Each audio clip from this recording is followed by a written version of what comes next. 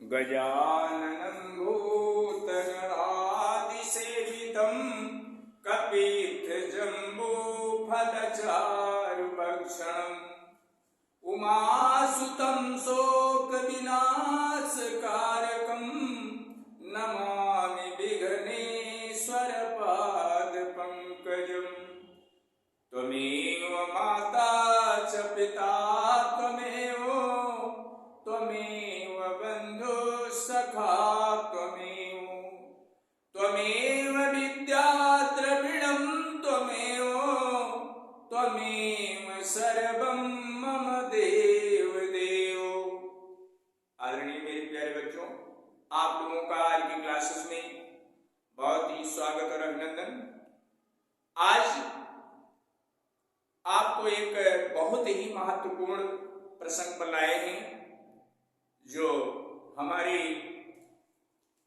बाबा गोस्वामी दास जी, गोस्वामी तुलसीदास जी के द्वारा रचित, अभी इससे आगे पढ़ाया आप लोगों को धनुष भंग का प्रसंग। धनुष भंग के प्रसंग में आपको समझाया गया। अब आपका आता है उससे आगे एक शीर्षक आ रहा है वन पथ पर। भगवान श्री राम का जनकपुर में सीता जी का स्वयंवर होकर के सब लोग आनंद से अयोध्यापुरी आ गए। भगवान श्री राम की राज तिलक की तैयारी होने लगी। इधर विधाता ने देखो कैसा बदलाव कर दिया कि भगवान राम और माता जानकी, सीता जी और भैया लखनलाल जी, ये तीनों वनवास चल दिए। नगर को छोड़ करके सभी लोग बहुत ही प्रेम करते थे इनको और बहुत ही प्रेम था इनको भी, लेकिन भगवान श्री रामचंद्र जी के कुल में एक प्रण था कि रघुकुल रीति सदा चली आई और प्राण जाहि पर बचन न जाई। रघु के कुल में एक ऐसी रीति थी कि प्राण भले चले जाए लेकिन जो वचन जो कह दिया वो करके रहना है।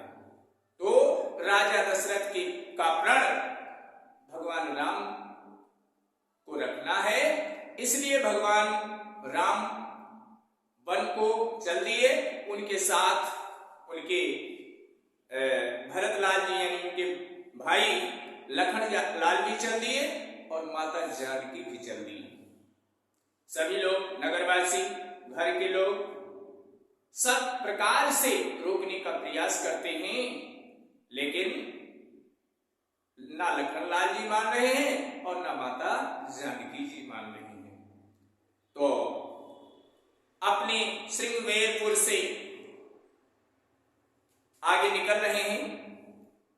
हमारे महान कवि तुलसीदास जी ने क्या कहा है इन लाइनों में, ध्यान दीजिएगा आप लोग कि पुरते निकसी रघुवीर बधू धरि धीर गए मग में डग द्वै झलकी भरी भाल कनी जल की पुट सूखी गए मधुराधर वै फिर बूझती हैं चलनो अब केतिक पर्ण कुटी करी हो कित हैं तिय की लखी आतुरता पी की अखियायति चारु चली जल छय।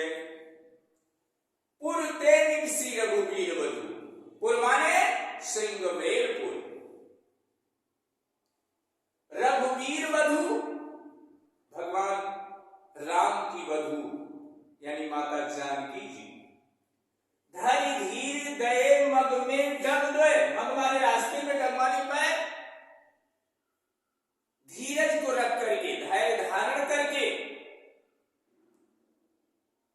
वन के रास्तों पर, वन पथ शीर्षक दिया गया है, वन पथ, वन के रास्तों पर धैर्य को धारण करके माता जानकी यानी रघुवीर वधू जैसे ही, कहने का मतलब है कुछ ही दूर चली, दो पग वन के रास्तों पर आगे चली। झलकी भरी भाल कनी जल की, पुट सूखी गए मधुराधर वे।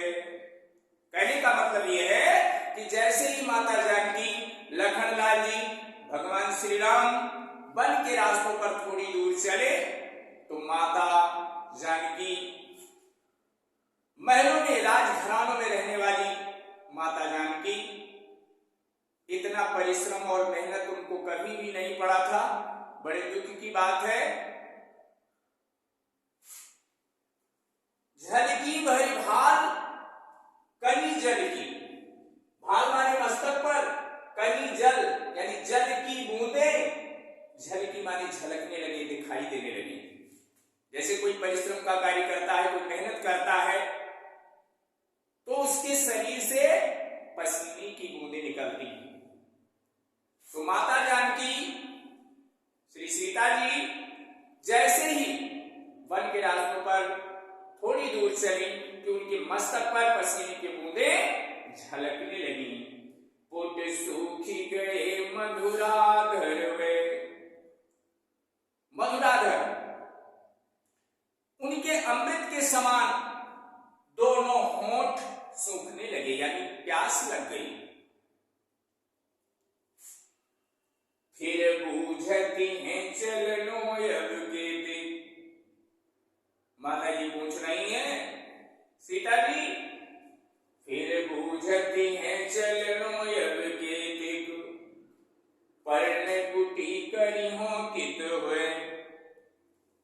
फिर पूछती हैं कि हे प्राणनाथ, हे प्रभु, अभी और कितनी दूर चलना है? पर्णकुटी, पर्ण माने पत्तों और कुटी माने कुटी, पत्तों की कुटिया कहां पर बनाएंगे, कहां पर विश्राम होगा, अभी और कितना चलना है? फिर बूझती हैं चलनो अब के टिक, पर्ण कुटी करी हो कित में। अभी और कितनी दूर चलना है और कहां पर आपके पत्तों की कुटिया होगी जहां पर हम लोग विश्राम करेंगे, रुकेंगे। तिय की लखिया तुरता पिय की, अखियायती चारु चली जल च्वै। ते माने होता है स्त्री। माता जानकी की आतुरता मतलब व्याकुलता को देख करके, इस परेशानी को देख करके, पिए माने भगवान श्री राम, अखियां अतिचार चली जल च्वै। ऐसे वचन को सुन करके, ऐसे वाणी को सुन करके भगवान श्री राम, पूरे संसार के मालिक, उनके सुंदर आंखों में, चाल माने सुंदर होता है, सुंदर आंखों में अश्रु आ गए। जब कोई दुख पड़ता है, भैया वैसे तो आंसू निकलते नहीं है, लेकिन जब बहुत ही कष्ट होता है इस शरीर को, तो ये आंखें आंसू के रूप में प्रकट कर देती है। इस प्रकार से भगवान श्री राम के आंखों से अश्रु आ गए।